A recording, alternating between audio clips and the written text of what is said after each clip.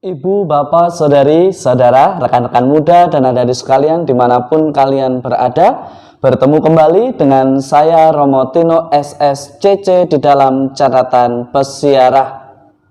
Beriman tidak melulu mengenai ungkapan atau ucapan bahwa kita percaya Dialah Tuhan kita, Yesus Kristus yang diutus oleh Bapa untuk menyelamatkan kita umatnya.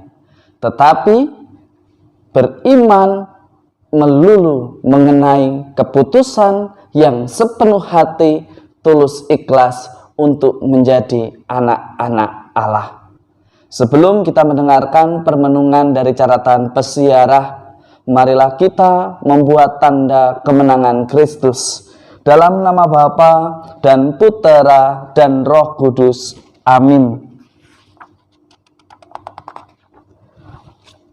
Allah Bapa yang Maha Kekal dan Kuasa, kami telah mengalami belas kasih-Mu dalam diri Putra-Mu.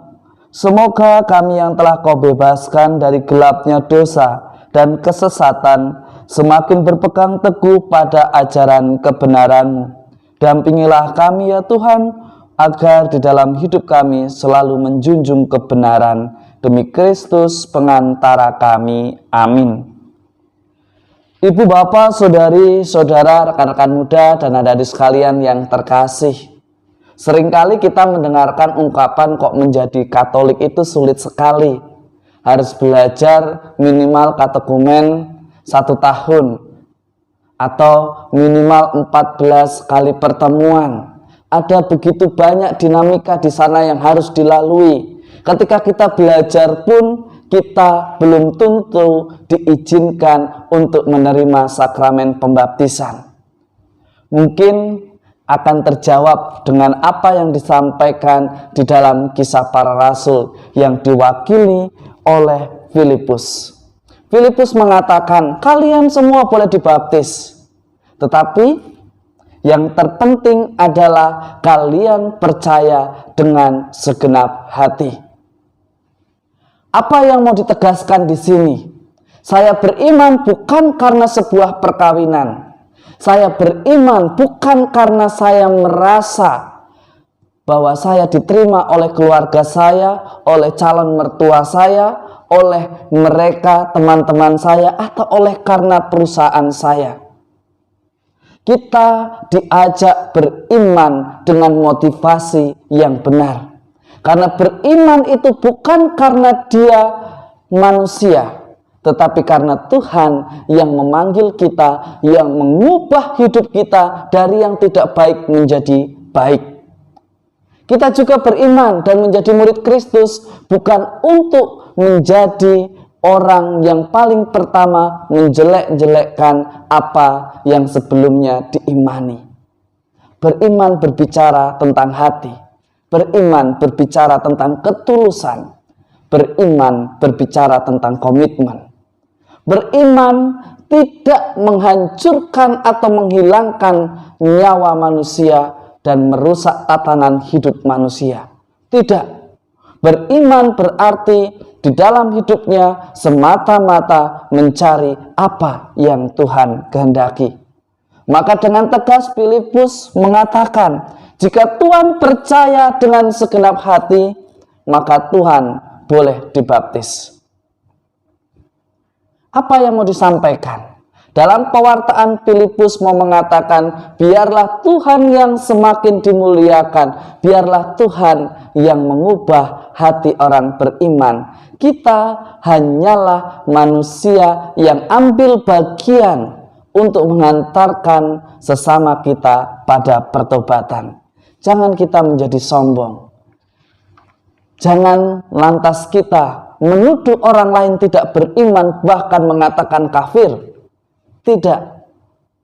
Karena orang beriman akan lebih rendah hati. Orang beriman akan lebih mencintai sesamanya. Bahkan orang beriman rela menderita demi sebuah kebenaran. Bukan karena keegoisan, tetapi semata-mata untuk kemuliaan Tuhan. Bagaimana caranya untuk menimba kekuatan seperti itu? Sebagaimana Stefanus, sebagaimana Filipus. Maka kita harus mengandalkan Tuhan yang adalah roti hidup yang telah turun dari surga. Caranya bagaimana? Mari kita hayati betul artinya Ekaristi sebagai puncak orang beriman. Ekaristi menjadi sumber kehidupan orang beriman. Ekaristi itu bukan hanya sebuah ritual keagamaan, tetapi dari situ kita belajar pengorbanannya, kita belajar tentang kasihnya, kita belajar tentang pengampunannya, kita belajar tentang perutusannya, dan kita belajar tentang ketaatan untuk menyelamatkan manusia. Kita telah menerima roti itu, roti yang sudah dipecah-pecah dengan harapan kita mampu menjadi pelayan Tuhan, mewartakan karya sukacita Injili di dalam karya dan hidup kita di tengah pandemi COVID-19.